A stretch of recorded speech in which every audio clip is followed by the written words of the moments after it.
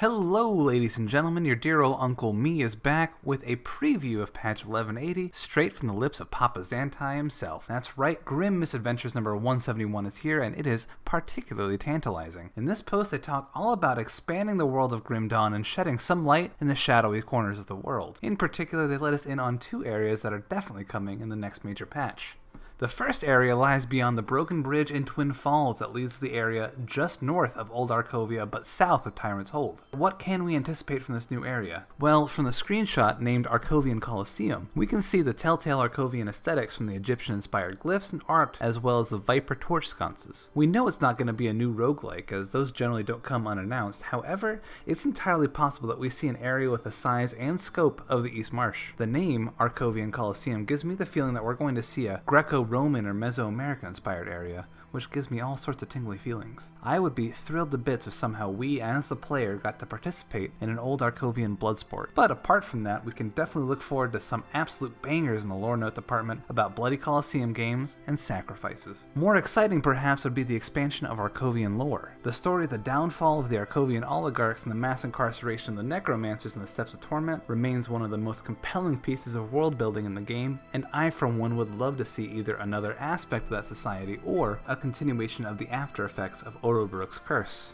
It's also entirely likely that we see the third and final Grand Priest to match Zarthuzelin and Roldorathus. Almost certainly lightning based with his own lightning themed offhand, and I wouldn't be mad at all if that offhand had more Doombolt Conjurer support.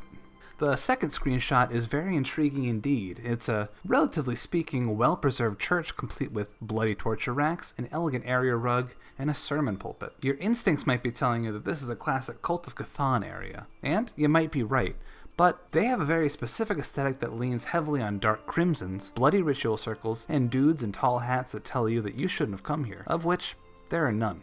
I'm going to posit that this church belongs to a new faction yet unknown to us who would be serving a different god or being.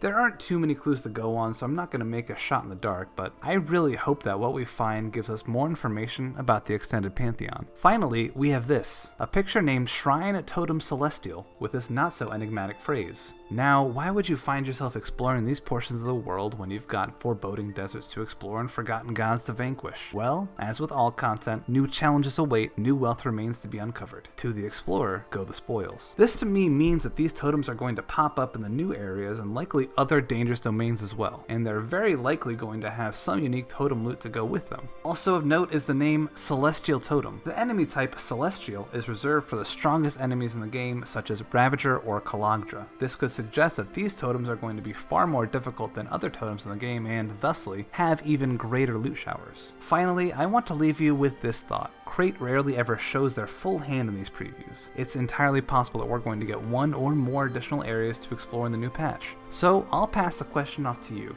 What area do you want Crate to open up in patch 1180? As always, if you like my thing, then touch my buttons, ring my bell, and subscribe for weekly Grim Dawn content.